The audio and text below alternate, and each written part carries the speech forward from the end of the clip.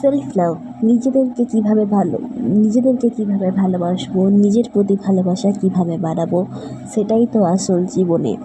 সবসময় যদি স্যাক্রিফাইসই করতে যাও, যেমন কেউ বললো তার জন্য এটা করতে হবে, তুমি সেটা করে দিলে, কিন্তু সেটাতে তুমি করে শান্তি পাও না, মানে তোমার কাছে সেটা কষ্টদায়ক সেই কাজটা করা, কিন্তু তুমি তার কথার জন্য করে দিলে।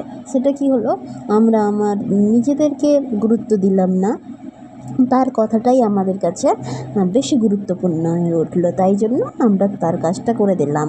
তো এটা হচ্ছে নিজের থেকে বেশি তার কথাকে গুরুত্ব দেওয়া। তবে এটা নয় নিজেকে ভালোবাসলে অন্যের কথাকে ইগনোর করব, নিজেকে ঠিক রেখে বলবে হ্যাঁ আমি এই কাজটা করতে পারবো, কিন্তু ওই কাজটা আমার জন্য কষ্টদায়ক, তাই ওটা আমি পারছি না, আমি নিজে যতটুকুটা পারবো সেটুকুটা করে দেবো। এটা হচ্ছে ব্যালেন্স। তো জীবনে এইভাবে চলতে হবে, নিজেকে ভালোবাসতে শিখুন।